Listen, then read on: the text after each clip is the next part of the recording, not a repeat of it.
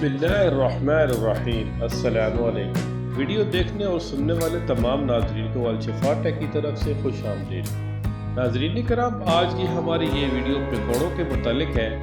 पकौड़े हर किसी को पसंद हैं, छोटे हो या बड़े, बूढ़े हो या जवान, सब शौक से खाते हैं। लेकिन सोशल मीडिया पे बहुत नेगेटिव प्रोपेगेंडा हो चुका है कि अब लोग पकौड़े डरते हुए खाते हैं या खाते हुए डरते हैं या डर डर के खाते हैं। नाज़रीन कराम, ऐसी कोई भी बात नहीं। दरअसल पकोड़े समोसों से, कचौरियों से, चिप्स से, पराठों से और आपके आम सालन से और रोटियों से और फास्ट फूड से बेहतर ग़ज़ा है। बल्कि अगर कहा जाए कि सेहत बख्श फूड है तो गलत नहीं होगा, क्योंकि ये दिल के मरीज़ और शुगर के मरीज़ भी खा सकते हैं। अगर कोई वज़न कम करना चाहता है तो वो भी पकोड़े खा सकता है।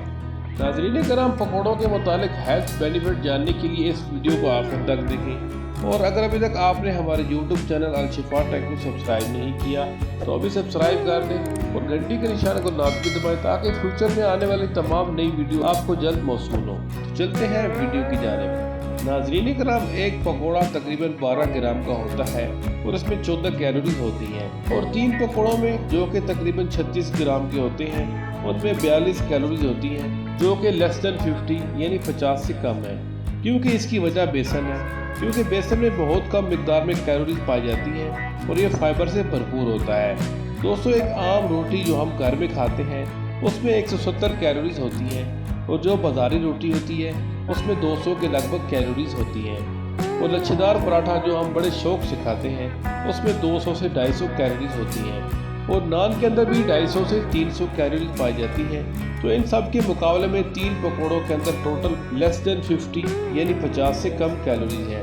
ये high protein high fibre Gaza है, क्योंकि नाज़रीन कराम बेसन लो कैलोरीज है और आपके चावल, गंदम और दूसरे अनाज वगैरह के मुकाबले में इसमें प्रोटीन ज़्यादा है और कैलोरीज कम है।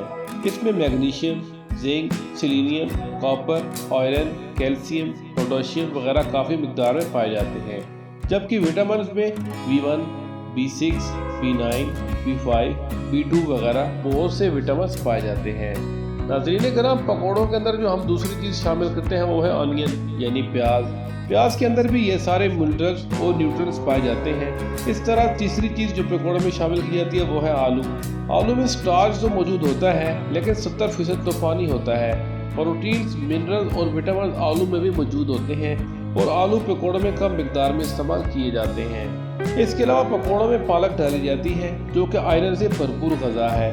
आलू ना शामिल करें तो पालक डाल दें, मेथी डाल दें। ये सब चीज़ें कम कैलोरीज हैं और न्यूट्रिएंट से भरपूर होती हैं। अनारदाना भी पकौड़ों में शामिल किया जाता है जो कि सेहत का खजाना है। नाज़रीन कराम, ये तमाम सेहत बख्श चीज़ों से मिलकर बनने वाला पकौड़ा भी सेहत बख्श ग़ज़ा है, इसलिए बेफिक्र होकर खाएं और दुआ में याद रखें। मिलते हैं एक अच्छी सी नई वीडियो में। बंदा नजीद को दें इजाज़त। अल्लाह हाफ़िज़।